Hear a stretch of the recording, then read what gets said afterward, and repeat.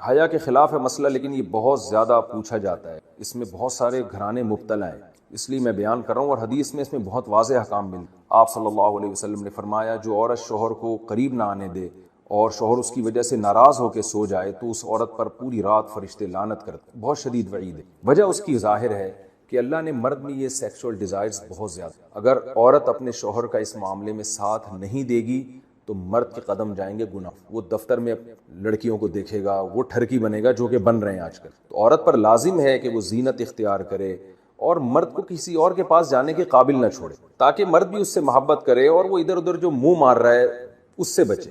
دیکھیں یورپ میں تو اس کو جرم سمجھا جاتا ہے کہ بیوی کی پرمیشن کے بغیر شوہر اس کے پاس چلا، وہ جرم سمجھتے ہیں۔ وجہ اس کی ہے کہ ان کے ہاں بے حیائی کو اتنا بڑا جرم ہی نہیں ہے، وہ اگر مرد کل دن میں کسی اور کے پاس چلا جائے تو وہ اس کو اتنا سیریس نہیں لیتے۔ اسلام میں تو یہ بہت بڑا جرم ہے کہ آپ کے لیے اللہ نے جس زوجہ کو بنایا آپ اس کے علاوہ کسی اور کے پاس کیوں جا رہے ہیں۔ تو یہ حکمت اس وقت تک حاصل نہیں ہو سکتی جب کہ عورت اس میں اپنے مفاد پر شوہر کے مفاد اور شریعت کے مفاد کو ترجیح نہ دے۔ تو جب تک عورت کو کوئی بیماری نہ ہو، ہاں بیماری ہے تو ایک الگ بات ہے، عورت اگر بیمار نہ ہو تو اس کے لیے جائز نہیں ہے کہ وہ اپنے شوہر کو اپنے قریب آنے سے روک دے۔ تو اصل مسئلہ تو یہی ہے۔ لیکن شوہر کو بھی بہرحال یہ چاہیے کہ اگر اس پہ بہت زیادہ غلبہ نہیں ہے اور اسے گناہ کا خطرہ نہیں ہے اور وہ یہ سمجھ رہا ہے کہ زوجہ کام کاج کی وجہ سے بہت زیادہ تھک گئی ہے، اس کی نیند میں بہت خرابی ہوگی، تو شوہر کے لیے بہرحال اخلاقیات کا تقاضا یہ ہے کہ کہیں بھاگی نہیں جا رہی ہے، زندگی بھر آپ کے ساتھ ہی ہے، تو تھوڑا سا اپنی خواہش کو آپ کنٹرول کر لیں۔ اخلاقیات کا تقاضا ہے۔ قانون تو ایسے موقع پہ شوہر کا ساتھ دے گا، اسلامی قانون عورت کو برا کہے گا، لیکن اخلاقیات بھی کوئی چیز ہوتی ہیں، بھئی آج کے بجائے صبر کر لو تو اور اپنے آپ کو کنٹرول کر لو۔ تو کبھی کبھار اگر ایسا ہوتا ہے تو شوہر کو چاہیے کہ وہ اخلاقیات کا مظاہرہ کرے اور بیوی کو مجبور نہ کرے۔ لیکن بہرحال قانون یہی ہے کہ عورت کے لیے اپنے آپ کو روکنا جائز نہیں ہے، کیونکہ اس میں عورت کا کوئی خاص نقصان بھی نہیں ہوتا، انرجی تو مرد کی یوٹیلائز ہوتی ہے بہت زیادہ۔ تو عورت جس کا زیادہ نقصان نہیں ہو رہا اور مرد جس کا بیڑا غرق ہونے کا خطرہ ہے، اس کی نیند خراب ہو سکتی ہے رات کی اور پھر اگلے دن اس کو گناہ کا خطرہ ہے۔ جب انسان کی ڈیزائرز پوری نہیں ہوتی وہ تو بعض دفعہ درندہ بن جاتا ہے۔ یہ جو آج کل اتنے واقعات ہو رہے ہیں ریپ کے شروع کہتے ہیں بھائی، وہ میرے پاس آتے ہیں کہ صبح شام کہ بیگم صاحبہ یہ بھی نہیں کرتی، یہ بھی نہیں کرتی، یہ بھی نہیں کرتی، یہ بھی نہیں کرتی، یہ بات بھی نہیں مانتی، جب چاہیں پرس اٹھا کے گھر سے باہر بھی چلی جاتی ہیں، نہ ابا کی خدمت نہ اماں کی خدمت، کچھ بھی نہیں مان رہی، ایک کسی چیز میں شوہر کو فالو نہیں کر رہی۔ میں کہتا ہوں بھائی جان چھڑاؤ، تم نے اگر خالی ثواب کے لیے کسی عورت پہ خرچ کرنا ہے تو عیدی سینٹر میں بہت ساری بیوہ عورتیں ہیں جن کو تم جا کے کھلا دیا کرو، جب کسی کام کی نہیں ہے۔ اسی طرح میاں بھی اگر وہ خرچہ نہیں اٹھا رہا، گھر کا کرایہ بھی نہیں دے رہا، بچوں کے اسکول کی فیسیں بھی نہیں دے رہا، علاج معالجے کے پیسے بھی نہیں دے رہا، میاں فوراً سے پہلے بدل لو بھائی۔ ہم تو یہی کہتے ہیں لوگوں، ایسے میاں کی اطاعت کر کے خامخواہ میں اگر ثواب ہی حاصل کرنا ہے تو اتنی خدمت اپنے ابا کی کر کے، وہ بھی تو ثواب ہے نا۔ رہنے تو نہیں سمجھ میں آ رہا تو رہنے۔ وہ میں اکثر خلا کا واقعہ بیان کرتا ہوں نا، دور نبوی میں خلا ہوا تھا۔ جمیلہ بنت ثابت انصاری رضی اللہ تعالی عنہا رسول اللہ صلی اللہ علیہ وسلم کے پاس آئیں، صحیح بخاری کی حدیث ہے۔ شادی ہوئی، پہلے اپنے میاں کو دیکھا نہیں تھا انہوں نے، جب پہلی رات میں میاں کو دیکھا تو ان کو اندازہ ہو گیا کہ بھئی یہ تو شکل و صورت کے لحاظ سے میرے لیول کے بالکل بھی نہیں ہے۔ تو وہ نبی کے پاس آ گئیں فوراً کہ یا رسول اللہ، کہ میں ثابت الانصاری کے دین اور اخلاق پر مجھے کوئی اعتراض نہیں، بہت نائس پرسن، بہت نیک آدمی، بہت نیک، بی من الجمال ما ترا، میں جس قدر خوبصورت ہوں آپ جانتے ہیں، لیکن ثابت الانصاری قد کے لحاظ سے چھوٹے، رنگ کے لحاظ سے انتہائی سیاہ، تو کسی بھی لحاظ سے ان میں اٹریکشن میرے لیے نہیں ہے، بالکل جوڑ کی شادی نہیں ہوئی ہے، یہ مجھے خلا چاہیے۔ مجھے کیا چاہیے؟ خلا۔ خلا کا مطلب شوہر سے طلاق۔ خلا کا مطلب وہ نہیں ہوتا جو آج کل عدالتوں نے بنا دیا ہے کہ اور عدالت خود سے کچھ دے دے۔ مطلب یہ ہے کہ شوہر سے اس شرط پہ طلاق چاہیے کہ مہر واپس کرنے کے لیے تیار ہوں۔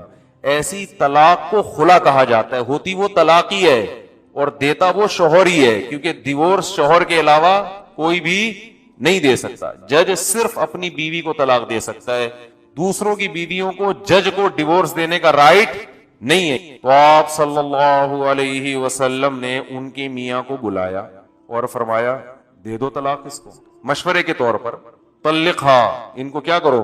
طلاق دے دو۔ کہ آپ جانتے تھے کہ یہ چلو ایک غلطی ہو گئی نکاح کر کے، اب اس کو باقی رکھنا اس سے بڑی غلطی ہوگی, نہیں لڑتے رہیں گے تو چھوڑ دو اس کو.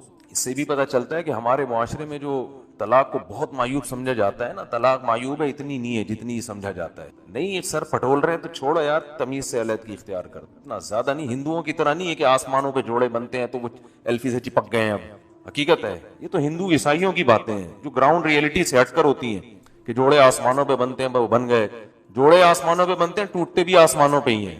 ٹوٹنا بھی آسمان پہ ہی لکھا ہوا ہوتا ہے کہ یہ نہیں چلیں گے تو چلو بھائی تمیز سے الگ ہو جاؤ. ایسا نہ ہو جا کے بلا وجہ الگ ہو جائیں. یعنی ایک حد ہوتی ہے برداشت کی. کیا ہوتی ہے؟ ایک حد ہوتی ہے. میرے سامنے ایک دفعہ ایک میاں بیوی کا کیس آیا, تو وہ کیس میں یہ نوعیت تھی کہ بہت زیادہ ان کے پھڈے ہو رہے تھے نا. خیر ہم نے سلو صفائی کرا دی, میرے ساتھ کوئی پینل بھی تھا علماء کا, تو ہمیں اندازہ ہوا کہ یہاں غلطی بیوی کی ہے, عورت کی غلطی ہے. وہ بہت شرارتیں کر رہی تھی. بعض دفعہ مرد کی غلطی ہوتی ہے, بعض دفعہ عورت کی. یہاں اس کیس میں عورت کی غلطی تھی, بہت شرارت کر رہی تھی. تو جب ان کا صلح ہوا نا, تو پھر صلح میں یہ طے ہوا کہ اب یہ جیسی بھی ہے, جس طرح بھی ہے, شوہر کو برداشت کرنا پڑے گا. یعنی آئندہ یہ کبھی بھی زندگی میں ڈیورس نہیں دے گا. اس شرط پہ ہم لڑکی کو بھیج رہے ہیں. لڑکی والوں نے کہا کہ جو ہے جیسی ہے اب برداشت کرنا پڑے گا. تو لڑکا لکھ کے دینے لگا, ہاں جو ہے جیسی ہے. میں نے کہا بھائی کیا مطلب جو ہے جیسی ہے, یہ کیا بات ہے؟ گھر جوڑنے کے لیے ایسی شرط لکھوا دینا کہ جو بعد میں افورڈ ہی نہ کر سکو.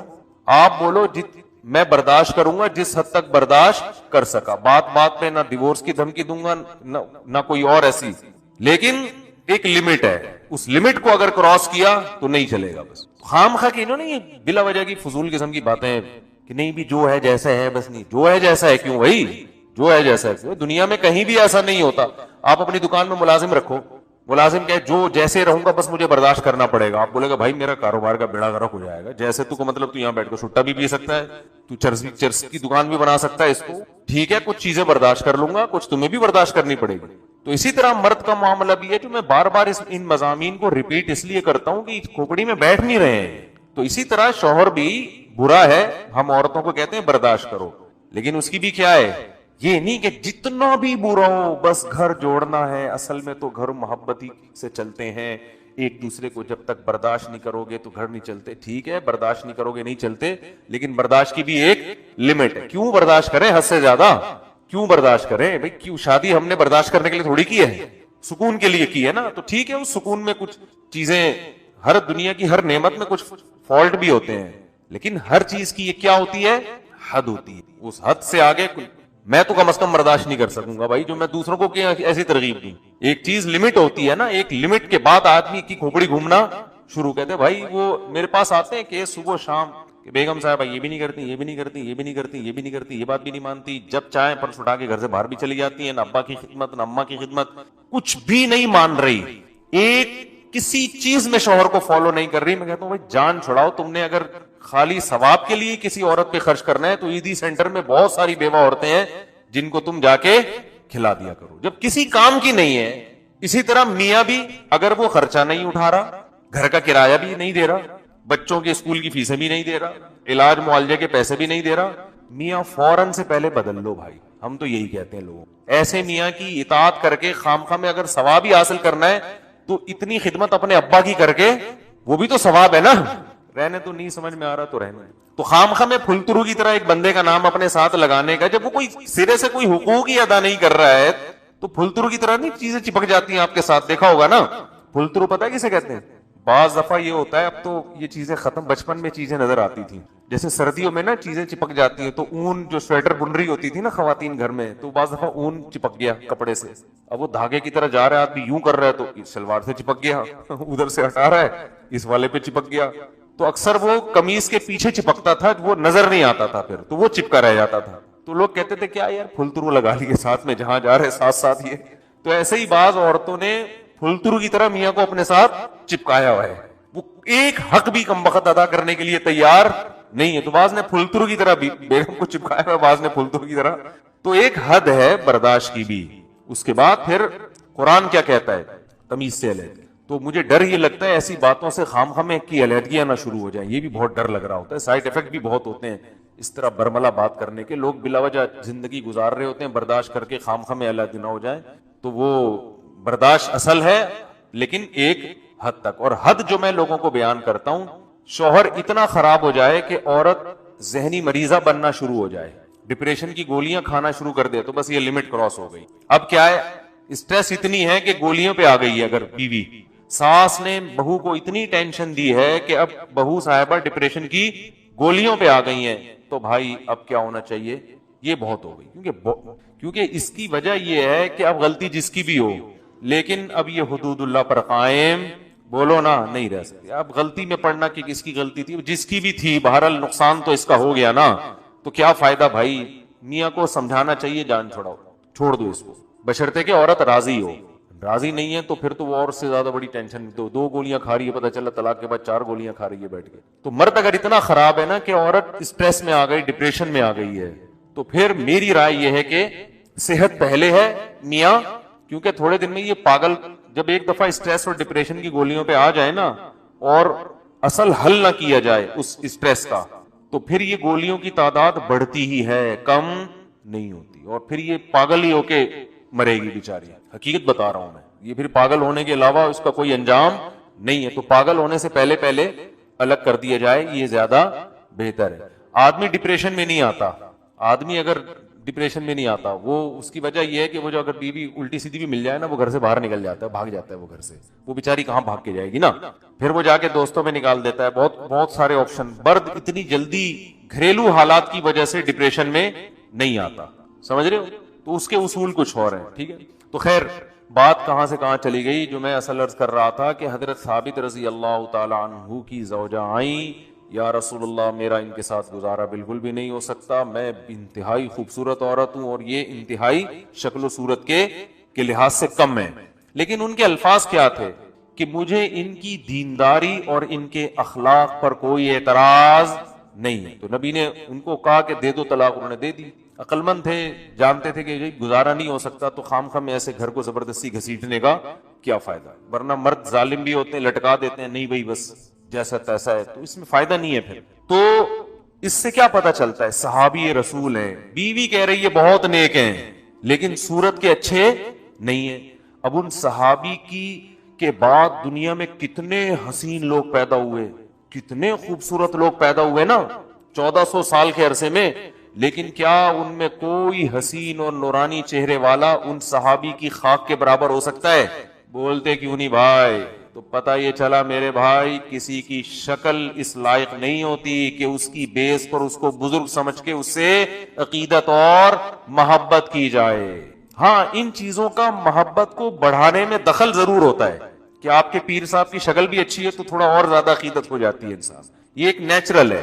بھائی آپ کسی سے عقیدت رکھتے ہیں, عقیدت ہے بزرگی کی بیس پہ, نیک ہے, عقیدت کی بیس درست ہے, اور نیک کی ڈیفینیشن بھی آپ کو پتہ چل گئی. جیسے ڈاکٹر ہے تو ڈاکٹر کی ڈیفینیشن کیا ہے بھائی, MBBS کیا ہوا ہو, اتنے سال ہاؤس جاب ہو, سرٹیفکیٹ ہو, وغیرہ وغیرہ. تو بزرگ سے عقیدت ہوتی ہے کس بیس پہ؟ نیک. اور نیک کی ڈیفینیشن کیا ہے؟ یہ نہیں کہ خواب اچھے اچھے آ رہے ہوں, یہ میں نے پچھلے بیان میں بہت ڈیٹیل سے بتایا تھا. اچھا خواب آنا یہ نیک ہونے کی دلیل نہیں ہے. نیک ہونے کی ایک ہی دلیل ہے جو قرآن نے بیان کی, الذین آمنوا وکانوا یتقون. عقیدہ بھی درست اور اعمال بھی درست. عقیدہ توحید, صرف یا اللہ مدد, بس, اس کے علاوہ کوئی نعرہ قابل قبول نہیں. جو اسلام کے بیسک عقائد ہے نا, ان میں کوئی کمپرومائز نہیں ہے. اور عمل بھی کیا, آمنوا وعملوا الصالحات, نیک عمل کیے, گناہوں سے بچتے ہیں, وکانوا یتقون, بچتے ہیں, کس چیز سے بچتے ہیں؟ برائیوں سے بچتے ہیں, شریعت کو فالو کرتے ہیں. تو یہ دو چیزیں آپ نے دیکھ لی, آپ کو عقیدت ہو گئی, بالکل درست عقیدت ہوئی. پھر اگر ان کی شکل بھی اچھی ہے تو یہ عقیدت کو بڑھانے میں یہ چیزیں کیا کرتی ہیں؟ مدد دیتی ہیں. یہی وجہ ہے کہ جتنے پیغمبر دنیا میں آئے سارے خوبصورت تھے, اللہ نے کسی پیغمبر کو بدصورت نہیں بنایا. وجہ کیا تھی کہ خوبصورتی کی وجہ سے نا قوم ان کی طرف مائل ہو, ان کی بات کو ذرا زیادہ شوق سے سنے گی, عقیدت میں یہ چیز اضافے کا ذریعہ بنے گی. اس لیے جتنے پیغمبر آئے صحت مند, خوبصورت, خاندان بہت اچھے ان کے. تو یہ اللہ کی ایک رحمت تھی کہ تاکہ لوگ بعض مرتبہ صورت کی بیس پہ بھی کسی کے قریب آنے سے کتراتے ہیں, لیکن اللہ نے کیا کیا, تمام پیغمبروں کو خوبصورت بنایا. تو کسی عالم, کسی بزرگ کو اللہ نے اگر خوبصورت بنایا ہے تو یہ اللہ کی ایک نعمت ہے. اس نعمت کا جائز فائدہ اٹھانا چاہیے. جائز فائدہ یہ بھئی آپ دین کا کام کریں تو لوگ آپ کے علم اور آپ کے تقوی کی بیس پر آپ کے قریب آئیں گے اور صورت اس عقیدت کو بڑھانے میں مدد دے گی. اور یہ ڈاکٹروں کے ساتھ بھی ہوتا ہے, حکیموں کے ساتھ بھی ہوتا ہے. خوبصورت حکیم سے علاج کرانے کا زیادہ دل کرتا ہے انسان کا. جو باریک باریک ہوتے ہیں نا, ایکس رے رپورٹ ان کی نظر آ رہی ہے, حالانکہ ماہر ہوتے ہیں, لیکن آدمی کا فطری طور پر کہتا ہے یار وہ زیادہ ماہر ہے, وہ جو دوسرا ہے نا. یہ انسانی نیچر ہے. ڈاکٹر بھی اگر خوبصورت ہوگا تو ویسے ہی انسان اس کی طرف, یہ انسان کی نیچر ہے, جو چیز بھی اچھی لگتی ہے انسان اس کی طرف مائل ہوتا ہے. تو اس میں کوئی حرج نہیں ہے. لیکن بیس کیا ہے؟ بیس پہ سمجھوتا اور کمپرومائز نہیں ہوتا. ڈاکٹر سے عقیدت میڈیکل سائنس کی بیس پہ, تو پہلے اس میں مہارت ہو, باقی چیزیں بعد کی ہیں. نہیں آ رہی سمجھ میں بات. اور اگر ایک ڈاکٹر اپنے فن میں ماہر ہے, شکل کا اچھا نہیں ہے, دوسرا شکل کا اچھا ہے, فن میں ماہر نہیں ہے, پھر شکل کے اچھے والے سے علاج کرانا یہ حماقت اور بے وقوفی ہے. تو اسی لیے یاد رکھو کہ کوئی بزرگ شکل کے اچھے نہیں ہیں لیکن اعمال اور تقوی میں اچھے ہیں, اور ایک بزرگ شکل کے اچھے ہیں لیکن تقوی اس لیول کا نہیں ہے. پھر بھی آپ کو اچھی شکل والے سے عقیدت ہو رہی ہے, اس سے نہیں ہو رہی, تو اس کا مطلب اس عقیدت کی بیس تقوی نہیں ہے, اس کی بیس کیا ہے؟ شکل ہے. پھر آپ میں فالٹ ہے. تو یہ اتنی لمبی ڈیٹیل میں نے اس لیے بتائی کہ آج ہمارے ہاں علماء اور بزرگوں سے عقیدت کا جو معیار ہے وہ معیاری کیا ہوتا جا رہا ہے؟ معیار. اور یہی وہ بیس تھی جس کی بیس پر مشرکین مکہ برباد ہوئے. انہوں نے کہا کہ یہ جو ہے نا ہمیں قیامت کے دن بخشوا دیں گے. اللہ نے جگہ جگہ فرمایا کہ یہ خود بھی بخشے جائیں گے کہ نہیں بخشے جائیں گے, پہلے اس پہ تو غور کرو. فَإِنَّكُمْ وَمَا تَعْبُدُونَ مِن دُونِ اللَّهِ حَصَبُ جَهَنَّمَ, فرمایا جن معبودوں کو تم پوجتے ہو نا بزرگوں کی مورتیاں بنا کے, اللہ ان مورتیوں کو تمہارے ساتھ جہنم کی آگ میں ڈالے گا. ان مورتیوں کو بھی اللہ تمہارے ساتھ جہنم میں ڈالے گا. تو اس لیے بھائی ہر چیز میں انسان کو کھوپڑی استعمال کرنی چاہیے, مجذوب بن کے, پاگل بن کے, دیوانہ بن کے, جدھر قوم جا رہی بس ادھر ہی چلنا. کسی نے جذباتی تقریر کر دی پاگلوں کی طرح اس پہ. ابھی دیکھو ایک سیاسی لیڈر کا انتقال ہوا تھا چند سال پہلے, تو میں نے دیکھا بہت سے لوگ جو ان کی جماعت میں تھے نا, اطلاعات آئی کہ ہارٹ اٹیک سے مر گئے غم میں. کچھ جناب رو رہے ہیں, پھوٹ رہے ہیں. ابے بھائی کس بات کی عقیدت, اتنے کیوں جذباتی ہو رہے ہو؟ کیا دیا محترم نے آپ کو؟ میں نام نہیں لیتا, آج کل تھوڑا احتیاط کرتا ہوں میں. بس خامخواہ کی وہ ایک تقریر بہت اچھی لگ گئی تھی تو اتنی عقیدت ہو گئی, یہ سیاسی لوگ اپنے لیڈروں سے کتنی عقیدت کرتے ہیں, پاگل ہو رہے ہوتے ہیں. کوئی ان کے بارے میں نیگیٹو کمنٹ سننے کے لیے تیار نہیں ہوتا. دوسرے کی ہر پازیٹیو چیز بھی نیگیٹو, اپنے والے کی ہر نیگیٹو چیز بھی پازیٹیو. یہ سیاسی لوگوں میں بھی اندھی عقیدت بہت ہوتی ہے. وہ اس کا اپنے جو جس کو آپ فالو کر رہے ہیں نا, اس نے جو بھی الٹا کام کیا ہوگا قوم کے وسیع تر مفاد میں بعض دفعہ یہ بھی کرنا پڑتا ہے. یہ جواب ہے. یہ سب جگہ چل رہا ہے, کوئی ایک نہیں ہے. یہ اندھی عقیدت قیامت کے دن مروائے گی. یاد رکھو قرآن کے الفاظ کیا ہیں, ان السمع والبصر والفؤاد کل اولئک کان عنہ مسئولا. تمہارے کانوں سے, تمہاری آنکھوں کے, تم سے تمہارے کانوں کے بارے میں, تمہاری آنکھوں کے بارے میں, تمہارے دل کے بارے میں قیامت کے دن سوال ہوگا. کسی سے عقیدت اگر دل میں رکھی, کیوں رکھی؟ نفرت رکھی تو کیوں رکھی؟ دلیل کیا تھی نفرت کی؟ نہیں آ رہی بات میرا خیال. تو جو کچھ ہم بول رہے ہیں نا اپنے سیاسی لیڈروں کے دفاع میں, دوسروں کو برا کہہ رہے ہیں, قیامت میں یہ ایک ایک لفظ ریکارڈ ہو رہا ہے. اللہ پوچھے گا تو نے اپنے والے کی اس غلط چیز کی جو تو نے غلط تعویل کی اور اس کو صحیح قرار دینے کی کوشش کی, اس کی تمہارے پاس کوئی واقعی مضبوط دلیل تھی؟ اور دوسرے والے کی صحیح چیز کو بھی تم نے جو غلط قرار دینے کی کوشش کی, اس کی تمہارے پاس کیا دلیل ہے؟ اگر آپ کے پاس کوئی دلیل نہیں ہے تو خدا کی قسم یہ جو آپ کے سیاسی لیڈر ہے یہ آپ کو قیامت کے دن الٹا لٹکنے سے نہیں بچا سکتے. تو اتنی عقیدت میں, اپنے سیاسی لیڈروں کی عقیدت میں اندھے نہ ہو جاؤ. اور ویسے بھی ان کی عقیدت سے فائدہ آپ کو تھوڑی ان کو ہوتا ہے, آپ کو تو کچھ بھی نہیں ہوتا. آپ تو وہیں کے وہیں ہیں, رکشا چلا رہے ہو تو کوئی بھی آ جائے آپ نے رکشا ہی چلانا ہے. یہ بہت مشکل بات ہو. آپ سمجھتے ہو کہ آپ جس جماعت کو فالو کر رہے ہو وہ جب وزیر اعظم بن جائیں گے تو آپ کیا رکشے سے ٹیکسی میں آ جاؤ گے یا لینڈ کروزر پہ آ جاؤ گے؟ آپ رکشے پہ ہی رہو گے. پھر خامخواہ میں اپنے والوں کی تعریفیں کر کے غلو کرنا, مبالغہ کرنا. پتہ ہے ہماری شریعت نے مرنے کے بعد بھی کسی کی تعریف میں مبالغے کو برداشت نہیں کیا.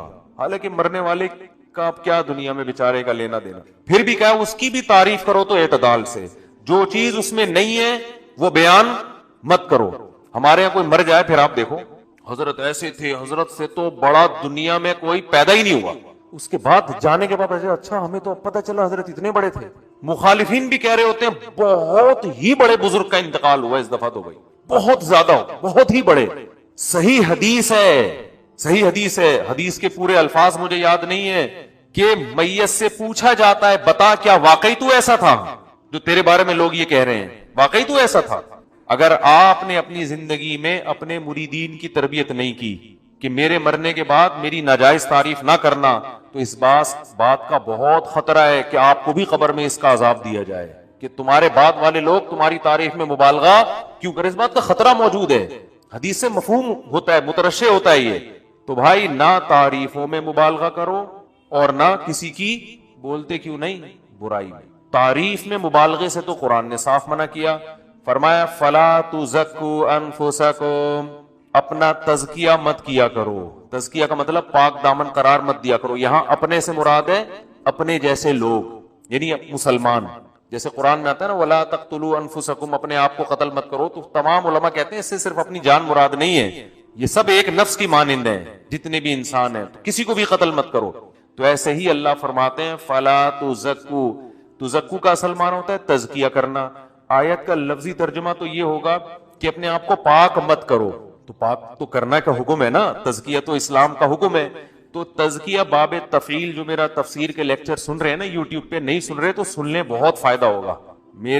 میرا چینل ہے مفتی طارق مسعود اسپیچز، اس پہ تفسیر کے لیکچر چل رہے ہیں. پلے لسٹ میں جائیں گے نا تو مل جائیں گے آپ کو. تو 1/69 یا 70 لیکچر میرا خیال اپلوڈ ہو چکے ہیں. تو وہ پہلے لیکچر سے سننا شروع کریں، اس سے آپ کو قرآن انشاءاللہ خاندانی طریقے سے سمجھ میں آنا شروع ہو جائے گا. نہیں آ رہی بات؟ قرآن گرامر بھی ہے اس میں، قرآن گرامر، اور پھر تفسیر بھی ہے. تو بہت تھوڑی محنت ہوگی، آپ کو 40 منٹ بیٹھنا پڑے گا قرآن لے کے سامنے. تو وہ ترتیب سے جب آپ وہ لیکچر سنیں گے نا، آپ کو بہت انشاءاللہ قرآن آپ کے لیے بہت آسان ہو جائے گا انشاءاللہ. جب نماز میں آپ قرآن پڑھیں گے، امام سے سنیں گے، یا تراویوں میں قرآن سنیں گے، آپ کو عربی میں قرآن سمجھ میں آئے گا انشاءاللہ. تو وہ ایسا اس طرح کے لیکچر میں ریکارڈ کروا رہا ہوں. تو یہ جو اس میں یہ گرامر کی باتیں بھی بتاتا رہتا ہوں. یہ جو تزکیہ ہے نا باب تفعیل، یہ بعض مرتبہ کسی چیز کی طرف نسبت کرنے کے لیے بھی آتا ہے. جیسے کہتے ہیں نا کسی کی تکفیر مت کرو. تکفیر کا مطلب کفر کی طرف کسی کو منسوب نہ کرو، کافر مت قرار دو، کہتے ہیں نا تکفیر. تو اسی طرح تزکیہ باب تفعیل ہے، اس کا مطلب ہے کسی کو پاک ہونے کی طرف منسوب مت کرو. کیا مطلب؟ کسی کو یقینی طور پر 100% نیک قرار دینے کی کوشش مت کرو. کیوں؟ ہوا اعلم بمن اتقى، اللہ خوب جانتا ہے کون متقی اور کون پرہیزگار ہے. یہ اللہ کو پتا ہے، یقینی طور پر تمہیں پتا نہیں ہے. اتنی واضح قرآن کی آیت ہے بھائی. اس کے بعد بھی ہم کہہ رہے ہیں فلاں سے بڑے تو دنیا میں بس وہ تو سیدھا جنت میں، وہ مرے کیوں؟ اتنے نیک اتنے نیک اتنے نیک. آدمی کہتا ہے پھر ان کو تو جانا ہی نہیں چاہیے تھا دنیا سے. بس بولو بھائی، ہم اپنے گمان کے مطابق یہ خیال کرتے ہیں کہ بہت نیک تھے. ہماری رائے کے مطابق ہمارا خیال ہے کہ انشاءاللہ اللہ ان کی مغفرت کرے گا، اور یہ ان کے اوصاف تھے، یہ ان کی خاصیتیں تھیں جو واقعی تھیں، ان کو ہائی لائٹ کر دے انسان. یہ ٹھیک ہے، یہ تو صحابہ سے بھی، تابعین سے بھی ثابت، اسلاف سے بھی ثابت، اور قرآن نے اس سے منع نہیں کیا. لیکن یقینی طور پر کسی کی تعریف میں بہت زیادہ مبالغہ کرنا، یہ پھر اللہ پہ گویا ایک طرح سے اللہ اس کو اپنے اوپر الزام سمجھ رہے ہیں کہ مجھے نہیں پتا، تجھے مجھ سے بھی زیادہ پتا ہے. یہ گویا یہ انداز ہو گیا. جب یہ اللہ کہہ رہے ہیں ہوا عالم، اللہ کو پتا ہے بھائی کون نیک ہے اور کون برا ہے. اور آگے اللہ نے فرمایا اللہ کو اتنا پتا ہے ہوا اعلم بکم اذ انتم اجنۃ فی بطون امہاتکم، وہ تمہیں اس وقت سے جانتا ہے جب تم اپنی ماں کے پیٹ میں چھپے ہوئے تھے. وہ تو اس وقت سے جانتا ہے. تو اس کو تم سمجھا رہے ہو کہ اللہ وہ بہت نیک تھا، اس کو وہ لازمی جنت میں جانا چاہیے. تو اللہ کے فرمان وہ تمہیں اس وقت سے جانتے ہیں جب تمہاری ماں اور تمہارے باپ نہیں تمہیں جانتے تھے. اس وقت سے تمہاری خصوصیات اور سب کچھ ہم جانتے تھے تمہارے بارے میں. تو اس لیے جس نے جنت میں لے کے جانا ہے، جس نے جہنم میں لے کے جانا ہے، اس کو پتا ہے. تو ہم اعتدال کے ساتھ، حضرت جی بہت اچھے ہیں بس کافی ہو، حضرت جی کیا ہے بس کافی، اس سے آگے زیادہ نہیں بڑھاؤ. حضرت جی کی یہ علمی خدمات ہے، ماشاءاللہ اس میدان میں حضرت نے بڑا کام کیا. جو کیا ہے، جو حقیقت میں ہے، ان کاموں کو بیان کر دی. عربوں کی ایک عادت ہے، جب بھی وہ کسی کی تعریف کرتے ہیں نا تو ایک جملہ کہتے ہیں لا نزکی علی اللہ. ان کے تو مزے ہیں، جن کو تھوڑی سی آڑی ترچی ملی وہ تو بیڑا غرق. وہ کہتا ہے یار میں خان ساما زیادہ اچھا تھا. سمجھتے ہو کہ نہیں سمجھتے؟ جہاں ہمیں قرآن و سنت میں یہ ملتا ہے کہ نبی صلی اللہ علیہ وسلم جہاں سے امی عائشہ برتن سے منہ لگا کے پانی پیتی، نبی صلی اللہ علیہ وسلم بھی وہیں سے پانی پیا کرتے. جہاں ہمیں یہ ملتا ہے کہ آپ صلی اللہ علیہ وسلم نے پوری زندگی کبھی کسی زوجہ پر ہاتھ نہیں اٹھایا. جہاں ہمیں یہ ملتا ہے کہ نبی نے فرمایا تم میں سب سے اچھا وہ ہے جس کے اپنے گھر والوں کے ساتھ اخلاق اچھے ہیں. یہ سب باتیں بالکل صحیح حدیث سے ثابت ہیں. لیکن وہاں ہمیں قرآن میں یہ بھی ملتا ہے واللاتی تخافون نشوزہن، جو بیوی جائز باتوں میں تمہاری اطاعت نہیں کرتی. تو پہلا تو اللہ نے حکم دیا بھئی برداشت کرو. اللہ نے فرمایا پھر بھی اگر ناقابل برداشت تکلیف دے رہی ہے تمہیں وہ، تو پھر اللہ نے 3 اسٹیپ بیان کیے. فَعِظُوهُنَّ، پہلا اسٹیپ اللہ نے بیان کیا محبت سے سمجھاؤ، نصیحت کرو. دوسرا اسٹیپ اللہ نے بیان کیا پھر بھی اگر باز نہیں آتی اور تمہارے لیے اس کے اس عیب کو برداشت کرنا ممکن نہیں ہو رہا، اتنی سخت اذیت دے رہی ہے تمہیں، وَاهْجُرُوهُنَّ فِي الْمَضَاجِعِ، تو اس سے دوری اختیار کر لو، ناراض ہو جاؤ، روٹھ جاؤ. پھر بھی بعض خواتین پہ اثر ہی نہیں پڑتا آپ کے ناراض ہونے سے. پھر اللہ نے کیا فرمایا وَاضْرِبُوهُنَّ، پھر ان پر ہاتھ بھی اٹھا سکتے ہو. تو یہ بھی تو اسلام ہے. ایک اپنے اندر نا ایک کوالٹی پیدا کرو، کسی کے رونے سے کبھی متاثر نہ ہو. جس نے یہ کوالٹی پیدا کر لی نا، لوگ تو کہیں گے سخت دل، پتھر. سمجھ رہے ہو؟ یقیناً بہت اچھے اخلاق ہونے چاہیے لیکن نارمل ہونا چاہیے انسان کو. اس میں سمجھ رہے ہیں؟ یہ جو بہت زیادہ اچھے اخلاق ہو گئے نا، یہ کوئی افورڈ نہیں کر سکتا اس زمانے میں. اللہ میاں نے انسان کو غصہ دیا ہے کسی کام کے لیے دیا ہے نا، یا بلا وجہ دے دیا؟ بولو بھائی کیوں غصہ دیا ہے؟ غصے میں انسان میں ایک انرجی آ جاتی ہے، وہ اپنے اوپر ظلم ہونے سے کمزور ہونے کے باوجود طاقت آ جاتی ہے اس میں، اور سامنے والا طاقتور ہونے کے باوجود اس سے ڈرنے لگتا ہے. سامنے والا طاقتور ہو، غصے میں نا جب آپ مظلوم ہوتے اور غصہ آ جائے تو ایک انرجی پیدا ہو جاتی ہے آپ کے اندر. سامنے والا ڈر جاتا ہے پتہ نہیں کیا ہو جائے گا. یہ نیچرل ہے، یہ اللہ نے آپ کے اندر آپ کے ڈیفنس کے لیے رکھا ہے. بیلنس دیکھو، اس امت کی خاصیت پتہ ہے کیا ہے؟ وَكَذَلِكَ جَعَلْنَاكُمْ أُمَّةً وَسَطًا، اللہ کہتے ہیں ہم نے تم کو بیلنس امت بنایا ہے، اعتدال. نہ ایسے اخلاق کے عیسائیوں کی طرح کہ ایک تھپڑ مارو تو دوسرا گال آگے کر دو. اللہ میاں نے کہا ہے کہ ایک تھپڑ مارا ہے تو تمہارے لیے جائز ہے کہ تم بھی اسی اسپیڈ کے ساتھ جتنی انگلیاں اس نے تمہارے گال مبارک پہ چپکائی ہیں، بالکل اسی اسپیڈ کے ساتھ تم بھی اپنی انگلیاں اس کے گال پہ چپکا سکتے. پورا ادھار اگر نہ رکھو تو یہ تمہارے لیے یہ بھی جائز ہے. اب اس میں اس کا نہیں ہے کہ وہ اس کے دل پہ کیا گزرے گی، وہ کافر نہ ہو جائے، وہ اس کا ہیڈ ایک ہے. کیوں ہو رہا ہے بھائی؟ تو حضرت عمر رضی اللہ تعالیٰ عنہ نے ایک بہت بڑا بادشاہ تھا، پتہ نہیں کون تھا، کسی کنٹری کا نام اس میرے ذہن سے نکل گیا. اس نے کسی ادنا سے صحابی کے ساتھ کوئی زیادتی کر لی. حضرت عمر نے فرمایا قصاص لیں گے تم سے، بدلہ ہے بھائی اس کا. اس نے کہا میں اتنا بڑا آدمی، نے کہا بھائی جتنے بھی بڑے. وہ مرتد ہو کے بھاگ گیا. اب ہمارے یہاں کچھ صوفی مزاج ہوتے نا، کہتے دیکھو یار معاف کر دیتے اچھا تھا، اتنا بڑا آدمی مرتد ہو گیا، معاف کر دیتے. بھائی وہ کرنا اس کا کام ہے جس کے ساتھ ظلم کی، وہ معاف کرے اس کو یہ بھی اختیار ہے، نہ کرے اس کو یہ بھی اختیار ہے. اس کا مرتد ہونا نہ ہونا یہ ایسا عمل نہیں ہے کہ اس کی وجہ سے ہم اس کے ساتھ شریعت میں رعایت کر دیں گے. ہم شرعی حدود کے اندر رہتے ہوئے کسی کے اسلام کو بچا سکتے ہیں، شرعی حدود سے باہر نکلنے کی اجازت نہیں ہے. لوگ مجھ سے کہہ رہے ہوتے ہیں میری بیوی خودکشی کی دھمکی دے رہی ہے اگر میں دوسری شادی کروں، تو میں ان سے کہتا ہوں یہ تمہارا ہیڈیک ہے، ٹینشن کتنی تم برداشت کر سکتے ہو، لیکن اگر وہ خودکشی کر لے گناہ تمہیں نہیں ہوگا. یہ ذہن میں رکھنا، گناہ نہیں ہوگا. اس کو حرام موت کا گناہ ضرور ہوگا، تمہیں گناہ نہیں ہوگا. تمہیں جب ہوگا جب تم بھی ٹینشن میں آ کے خودکشی کر لو. ایک اپنے اندر نا ایک کوالٹی پیدا کرو، کسی کے رونے سے کبھی متاثر نہ ہو. جس نے یہ کوالٹی پیدا کر لی نا، لوگ تو کہیں گے سخت دل، پتھر. سمجھ رہے ہو؟ ہمیشہ کسی پہ ترس کھاؤ دلائل کے تجزیے کے بعد، پھر فیصلہ کرو کہ کون صحیح ہے اور کون غلط ہے. کبھی کسی کی چیخو پکار سے، رونے دھونے سے اور جذباتی پن سے کبھی متاثر نہ ہو.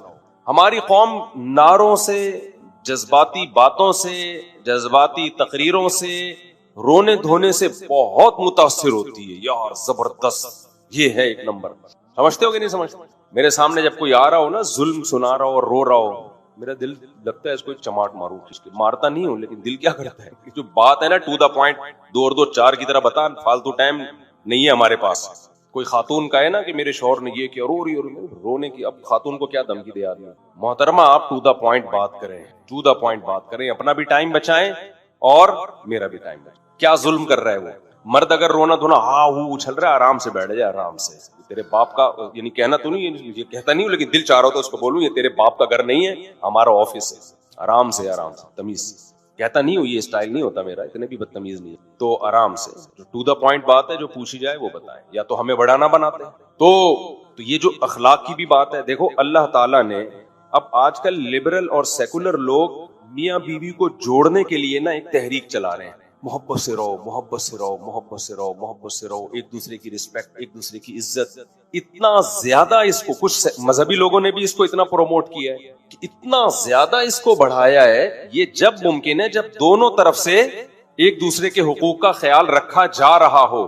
جہاں بھی ایک طرف سے معاملہ اوپر نیچے ہوگا تو اس کو بیلنس کرنے کے لیے دوسری طرف سے بھی معاملہ آڑا ترچا ہوگا. سمجھتے ہو کہ نہیں سمجھتے؟ جہاں ہمیں قرآن و سنت میں یہ ملتا ہے کہ نبی صلی اللہ علیہ وسلم جہاں سے امی عائشہ برتن سے منہ لگا کے پانی پیتی، نبی صلی اللہ علیہ وسلم بھی وہیں سے پانی پیا کرتے. جہاں ہمیں یہ ملتا ہے کہ آپ صلی اللہ علیہ وسلم نے پوری زندگی کبھی کسی زوجہ پر ہاتھ نہیں اٹھایا. جہاں ہمیں یہ ملتا ہے کہ نبی نے فرمایا تم میں سب سے اچھا وہ ہے جس کے اپنے گھر والوں کے ساتھ اخلاق اچھے ہیں. یہ سب باتیں بالکل صحیح حدیث سے ثابت ہیں. لیکن وہاں ہمیں قرآن میں یہ بھی ملتا ہے واللاتی تخافون نشوزہن، جو بیوی جائز باتوں میں تمہاری اطاعت نہیں کرتی. تو پہلا تو اللہ نے حکم دیا بھائی برداشت کرو، سب چیزیں دنیا میں انسان کو نہیں مل جاتی. فَإِن كَرِهْتُمُوهُنَّ فَعَسَىٰ أَن تَكْرَهُوا شَيْئًا وَيَجْعَلَ اللَّهُ فِيهِ خَيْرًا كَثِيرًا. اگر تم ناپسند کرتے انہیں، عین ممکن ہے بہت ساری چیزیں ایسی ہوتی ہیں جو تمہیں ناپسند ہوتی ہیں لیکن اللہ نے اس میں بہت ساری خیریں رکھی ہوتی ہیں. اسی مضمون کو نبی نے بیان کیا ان المرأة خلقت من ضلع وان من اعوجها اعلاها، کہ اللہ نے عورت کو ایک پسلی سے پیدا کیا ہے، پورا سیدھا اس کو نہیں کر سکتے. پورا سیدھا کرنے میں گئے تو طلاق کے علاوہ کچھ بھی حاصل نہیں ہوگا. تو اسی طرح برداشت کرنا ہے. اصل اصول یہ جہاں قرآن نے بیان کیا لیکن بیلنس کیا ہے. اللہ نے فرمایا پھر بھی اگر ناقابل برداشت تکلیف دے رہی ہے تمہیں وہ، تو پھر اللہ نے 3 اسٹیپ بیان کیے. فَعِظُوهُنَّ، پہلا اسٹیپ اللہ نے بیان کیا محبت سے سمجھاؤ، نصیحت کرو. دوسرا اسٹیپ اللہ نے بیان کیا پھر بھی اگر باز نہیں آتی اور تمہارے لیے اس کے اس عیب کو برداشت کرنا ممکن نہیں ہو رہا، اتنی سخت اذیت دے رہی ہے تمہیں، وَاهْجُرُوهُنَّ فِي الْمَضَاجِعِ، تو اس سے دوری اختیار کر لو، ناراض ہو جاؤ، روٹھ جاؤ. پھر بھی بعض خواتین پہ اثر ہی نہیں پڑتا آپ کے ناراض ہونے سے. پھر اللہ نے کیا فرمایا وَاضْرِبُوهُنَّ، پھر ان پر ہاتھ بھی اٹھا سکتے ہو. تو یہ بھی تو اسلام ہے. یہاں ہمارے سیکولر لوگ بولتے ہیں یہ کیا اسلام مرد کو عورت پہ ہاتھ اٹھانے کی اجازت دیتا ہے. جب مرد سربراہ ہے تو دنیا میں کوئی ایسا سربراہ آپ نے دیکھا جو آرڈر تو دے، آرڈر منوانے کی پاور نہ ہو اس کے پاس؟ تو وہ سربراہ تھوڑی، وہ تو خانسامہ ہے. پھر نہیں ہے میرا خیال بات سمجھ، وہ سربراہ ہے یا خانسامہ ہوا؟ پھر وہ جب وہ کوئی بات آپ کی نہیں مان رہی ہے، نان نفقہ شریعت نے آپ کے ذمہ ڈال دیا، تو اس کو بھی تو کچھ پابند کیا ہے نا کہ وہ بھی تو کچھ آپ کی مانے. وہ ایک نہیں مان رہی آپ کی. طلاق دینے میں آپ کو پتا ہے کہ آج کل کیا ہوتا ہے؟ پہلے بھی بہت کچھ ہوتا تھا، آج کل تو ایسا بیڑا غرق ہوتا ہے مرد کا بھی عورت کا بھی. تو سیکولر لبرل لوگوں کے پاس اس کا کوئی حل نہیں ہے. وہ کہتے ہیں برداشت کرو. یہ ایسی باتیں ہیں جو گراؤنڈ ریئلٹی سے میچ نہیں کرتی. کہتے ہیں اچھا آدمی ہوئی ہے، ایک عیسائی سے میرا مناظرہ ہوا پادری سے، میں نے کہا عورت یہ کر رہی ہو، کیا کرے گا؟ کہنے برداشت کرے. میں نے کہا اللہ کے بندے وہ بات کر جو کامن سینس کی ہو. آپ کے ماں باپ کو گالیاں دے رہی ہے وہ، آپ کیا برداشت کرو؟ تو بس وہ برداشت ایسا نہیں ہے بھائی. جب سربراہ بنایا ہے تو وہ سربراہ نہیں ہوتا جس کے پاس اپنے آرڈر کو نافذ کرنے کی طاقت نہ ہو. نہیں ہے. لہذا جن کو اچھی عورتیں مل گئی ان کے تو مزے ہیں، جن کو تھوڑی سی آڑی ترچی ملی وہ تو بیڑا غرق. وہ کہتا ہے یار میں خانسامہ زیادہ اچھا تھا، میں صاحب کے یہاں ملازمت کرتا تھا، وہاں بھی دہی انڈے آلو ٹماٹر لے کر آتا تھا، صاحب بھی میری نہیں سنتے تھے، ٹائم پہ تنخواہ دیتے تھے. یہاں تو تنخواہ بھی میں ہی دے رہا ہوں، اس کو خرچہ بھی میں ہی دے رہا ہوں، اور خانسامہ بھی کون بنا ہوا ہے؟ میں بنا ہوا ہوں.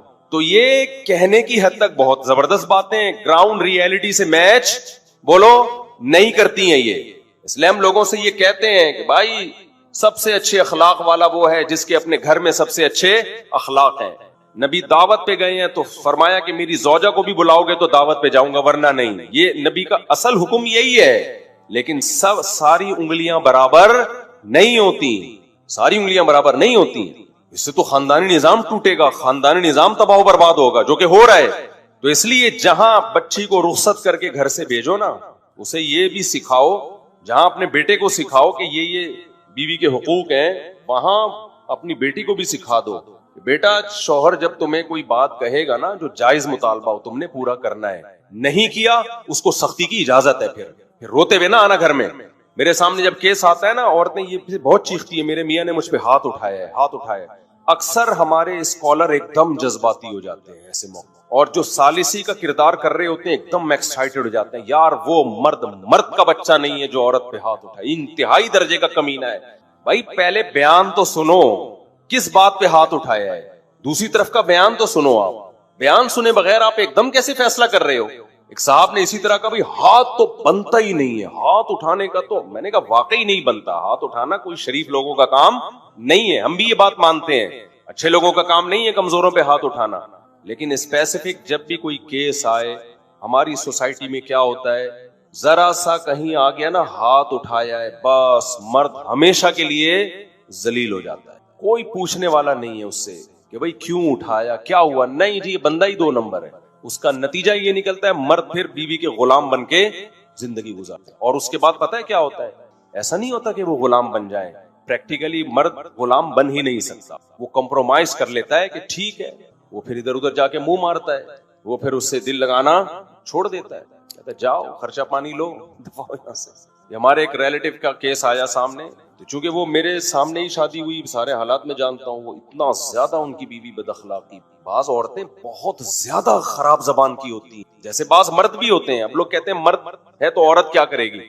سربراہ پہ کبھی نہیں ہاتھ اٹھایا جاتا, خوب سمجھے. آپ کا باس غلط سلوک کر رہا ہے, آپ ہاتھ اٹھاؤ گے اس پہ, یہ نیچرل نہیں ہے. انگریز فطرت سے ہٹ گیا ہے. جس قوم نے ہومو سیکسولیٹی کی اجازت دے دی, آپ اس سے پوچھو گے کہ فطرت کیا ہے, وہ تو کہیں گے مرد اور عورت برابر ہیں. اگر مرد کو یہ رائٹ ہے کہ انتہائی شدید ضرورت میں عورت پہ ہاتھ اٹھائے, تو کہتے ہیں پھر عورت کو بھی رائٹ ہے. ہم کہتے ہیں نہیں, عورت کے پاس یہ رائٹ نہیں ہے. دنیا میں کہیں بھی ایکوالٹی کی بیس پہ کوئی کنٹری نہیں چلتا, تو کوئی گھر چل سکتا ہے؟ بولو ہے بھائی, کوئی گھر چل سکتا ہے مساوات کی بیس پہ؟ دنیا میں کوئی ایسا ملک دیکھا جہاں سربراہ کو تو اجازت ہو کہ ماتحتوں کو پنشمنٹ کرے, ماتحتوں کو بھی اجازت ہو کہ سربراہ کے سر پہ جب چاہے ڈنڈا مار دے جا کے؟ کبھی دیکھا آپ نے؟ اور سارے برابر ہوں, سب کے سیم حقوق ہوں, وہاں ایس ایچ او اور ڈی ایس پی میں فرق ہی نہ ہو. کبھی دیکھا آپ نے؟ نہیں جی, ڈی ایس پی تو ڈانٹ سکتا ہے ایس ایچ او کو, ایس ایچ او کیوں نہیں ڈانٹ سکتا, اس کا بھی وہی سیم حق ہے. بھائی تھانے کا سارا سیٹ اپ کیا ہو جائے گا, بولو نا, برباد. جب بھی کوئی کہا کرے نا مرد اور عورت برابر ہیں انسانیت کی روح سے, تو آپ ان سے بولا کرو ایس ایچ او اور ڈی ایس پی برابر ہے ایز اے انسان, ٹھیک ہے نا. وزیر اعظم اور عوام برابر ہیں ایز اے انسان, صدر مملکت اور پبلک برابر ہے ایز اے انسان, بریگیڈیئر اور میجر برابر ہے ایز اے انسان. لہذا بریگیڈیئر کو بھی اپنے ماتحت فوجیوں پہ کوئی سختی کی اجازت نہیں ہے, اور اگر ہے تو پھر ماتحت فوجیوں کو بھی اجازت ہے, وہ بھی جب چاہے بریگیڈیئر سے اٹھک بیٹھک لگوا لیں. وہ بولے بریگیڈیئر صاحب آپ نے آرڈر غلط دیا تھا, 10 ڈپس لگاؤ یہاں. دنیا میں ایسا پاگل کوئی نہیں ہوتا جیسے یہ سیکولر اور لبرل لوگ فضول قسم کی باتیں کرتے ہیں اور گھروں کا بیڑا غرق کر رہے ہیں. یہ تو اخلاق کی ایک لمٹ ہے بھائی, وہ تمیز سے زندگی گزارو نارمل. میں تو سب کو یہی کہتا ہوں بھائی, میں جتنا آپ کو میڈیا پہ نظر آ رہا ہوں نا, اتنے اچھے اخلاق والا کوشش کرتا ہوں اتنا ہی ہوں, لیکن ہماری بھی کیا ہے, ایک لمٹ ہے. اس کے بعد پھر ہم سے بھی آپ بدتمیزی ہی توقع رکھیے گا, ہم ربڑ کے لوہے کے بنے ہوئے انسان نہیں ہیں. تو اللہ میاں نے اجازت دی ایسے موقع پہ. اگر مرد اگر ظلم کر رہا ہے تو پھر اس کا حکم یہ ہے کہ بھائی خلا کا مطالبہ کرو, یا تو اس کے ساتھ رہو یا اس سے علیحدگی کا مطالبہ کرو, نہیں رہنا ایسے آدمی کے ساتھ. یہ ٹھیک ہے. خواتین کہتی ہیں کہاں جائیں گے ایسے آدمی کو چھوڑ کر, تو یہ میرا قصور نہیں ہے, یہ اس بات کا قصور ہے کہ سوسائٹی میں تعدد زوجات کا رواج, جس کی وجہ سے رشتے مارکیٹ سے شارٹ. یہ اسلام کا قصور نہیں ہے. صحابہ کے دور میں ایسا ہوتا تھا, عورت نے خلا لیا, ادھر 10 رشتے اس کے لیے لائن میں کھڑے ہوتے تھے. اب عورت مجبور ہے, ظالم آدمی کو برداشت کر رہی ہے جیسے تیسے ہو, تو کیوں برداشت کر رہی ہے؟ اس کو پتا ہے طلاق لی اس سے تو کہیں کے بھی نہیں رہیں گے, تو وہ چرسی کو بھی برداشت کر رہی ہے, شرابی کو بھی برداشت کر رہی ہے. تو یہ اسلام کا قصور نہیں ہے, یہ قصور اس بات کا ہے کہ ہم نے آدھے احکام اسلام سے لے لیے اور آدھے حکام ہندوؤں سے لے لیے تو وہ آپس میں ایڈجسٹ بولو نہیں ہو رہے. تو اسلام کو چینج نہیں کیا جائے گا, اپنے آپ کو اور اپنی سوسائٹی کو چینج کیا جائے گا. زیادہ شادیوں کا رواج ڈالا جائے گا تاکہ عورت اگر ایک مرد سے تنگ ہے تو وہ مجبور نہ ہو اسی کے ساتھ رہنے پر. یہ نہیں کہا جائے گا کہ جیسے میاں ہاتھ اٹھا سکتا ہے تم بھی تھپڑ مار سکتے, نہ یہ نہیں ہو سکتا. سو یہ کہا جائے گا بھائی اگر یہ ظالم ہے, حقوق ادا کرنے پر آمادہ نہیں ہے, یا تو کمپرومائز کرو یا اس سے علیحدگی لو. علیحدگی کے لیے اس کو آمادہ کیا جائے گا. اس کے بہت سارے طریقے ہیں, وہ بھی میرا ٹاپک نہیں ہے. تو علیحدگی کے بعد 20 رشتے تمہارے لیے لائن میں کھڑے ہوں گے, جہاں چاہو کرو. صحابہ کے دور میں طلاق یافتہ عورت کی 10 دفعہ شادی ہو سکتی تھی, بیوہ عورت کی 20 دفعہ شادی ہو سکتی تھی. ان کے لیے رشتوں کا کبھی کوئی مسئلہ کھڑا نہیں ہوا. ہمارے یہاں عورت کو پتا ہے, میں ایسی عورتوں کو جانتا ہوں نامرد آدمی ہے, پتا ہے کبھی بھی زندگی میں اولاد نہیں ہوگی, 20 سال اس نامرد کے ساتھ گزارا کیے کہ اللہ اللہ کر کے تو شادی ہوئی تھی, اب اگر اس سے ڈیورس لی ہم نے تو جائیں گے کہاں ہم, طلاق کا دھبا لگے گا. اور پھر اس کا صلہ اس بیچاری عورت کو یہ ملا کہ 20 سال کے بعد اسی مرد نے شک کرنا شروع کر دیا کہ یہ اتنی عافیت کے ساتھ میرے ساتھ 20 سال گزار کیسے دی, ایسے تو نہیں اس کے غلط تعلقات ہیں. یعنی اس کی وفا کا یہ صلہ دیا اس کو. سمجھتے ہو کہ نہیں سمجھتے ہو؟ تو سوسائٹی کا وہ حل اصلاح کا بتاؤ جو اسلام نے دیا ہے, جو فطرت سے میچ کرتا ہے.